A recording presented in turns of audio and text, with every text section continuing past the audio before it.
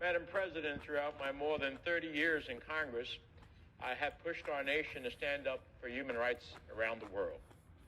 Why? Because to me, it's an essential component of our foreign policy, a hallmark of both Democratic and Republican administrations, and a cornerstone of American leadership on the international stage. Now, some may ask why I do this in the face of pressing global challenges. Why speak out for what is right even when it is not popular? It's simple.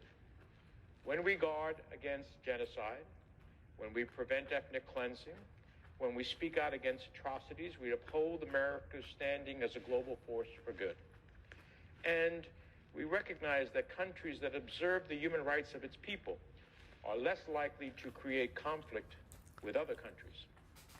However, when the United States fails to carry out this responsibility, when we turn a blind eye in order to suit other interests, then we do irreversible damage to our moral authority and our ability to stand up for human rights worldwide. Moreover, we allow malign actors like China and Russia, Turkey, and Iran to fill the void and expand their influence. What I'm describing isn't some hypothetical scenario. No, in fact, it's happening right now. Madam President, as I speak on the Senate floor, the ancient Armenian community of Nagorno-Karabakh has been hollowed out by a brutal Azerbaijani regime, one that is hell-bent on erasing them off of the map. For months, we've seen this humanitarian crisis unfold in slow motion.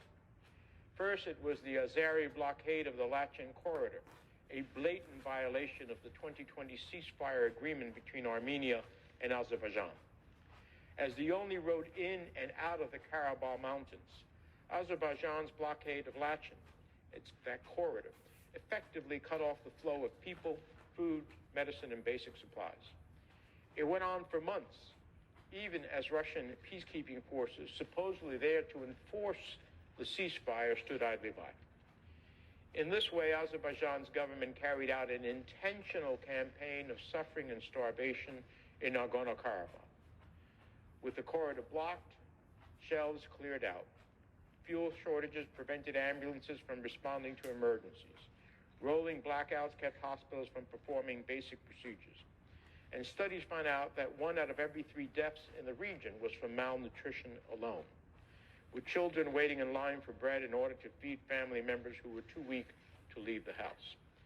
By July, the Azeri government was denying even the Red Cross from access to the region. And in blatant violation of the Geneva Conventions, Azerbaijan began detaining medical patients who were being transported to the corridor for treatment. Make no mistake, the 10-month Lachen corridor blockade was part of a diabolic plot to force the ethnic Armenian enclave to submit. That isn't just my firm belief. It's also the conclusion of the former chief prosecutor of the International Criminal Court, Luis Moreno Ocampo. In a report calling on the global community to recognize the blockade as a genocide, he said, quote, "There are no crematories and no machete attacks. Starvation is the invisible genocide weapon. Without immediate dramatic change, this group of Armenians will be destroyed in a few weeks," close quote. Madam President, he wrote those words on August the 8th, over 3 months ago. What we have seen since then has been nothing short of barbaric. On September 19th, Azerbaijan launched a full-scale invasion of Nagorno-Karabakh. The next day, President Aliyev delivered a televised address from Baku stating and speaking of his iron fist and declaring that Karabakh is Azerbaijan. It was a harbinger of things to come. After quickly overwhelming Armenian forces, the Azeri army seized control of the region and forced the local government to capitulate at gunpoint. Azerbaijan pledged to respect the rights of ethnic Armenians, but after decades of violence, repression, and broken promises, those in harm's way knew better. Of the estimated 120,000 residents in the region, which we call Artsakh, more than 100,000 fled their ancestral homes. On the ground, reports of this forced exodus are brutal. Buses were packed to the rim with refugees clinging to the very few items they could carry. Journeys as long as 40 hours were documented on the only mountain road leading into Armenia. And of among the exhausted and suffering Armenian refugees, nearly all were deprived of food and medicine as they hurriedly fled their homes. The Armenian health minister announced that some people, including elderly patients, died on the journey. And it is no surprise, really, when you consider the eyewitness account of a health clinic director in the Armenian border city of Goris. According to him, most of the patients that they treated at a health clinic on the border were, quote, cases of malnourishment, dehydration, people who had been unable to take prescriptions because they simply didn't have access after being on the road for 2 or 3 days. The clinic treated these patients as well as others suffering from bullet wounds and broken limbs, bruises consistent with beatings. Hundreds of cases of shrapnel injuries, some of which required amputation. Madam President, if this is not evidence of human rights abuses, then what is? Make no mistake, this year alone, the Armenian people have suffered through a 10-month siege, a lightning military campaign that killed hundreds of civilians, and the forced departure of tens of thousands of residents from their homes. These refugees need our help, and they need it now. With temperatures poised to drop during the brutal winter months in the mountainous region, these newly displaced refugees will need food, shelter, warm clothes, essential services like healthcare. They'll need assistance as they try to pick up the pieces that were shattered in the frantic rush to flee. And they'll need long-term support in the midst of a chronic housing crisis in Yerevan that presses many families out of the capital city. The United States can, and it should, fill this need with clothing and blankets, energy assistance, and other humanitarian aid. To those who point to the acute suffering currently going around the world, particularly in the Middle East, I ask you this: should we be in the business of picking and choosing which humanitarian crisis we respond to? Whether it's Palestinians being used as human shields by Hamas, or Armenians forced to leave the only homes they've ever known, should we ever ignore the human suffering of those crying out for help?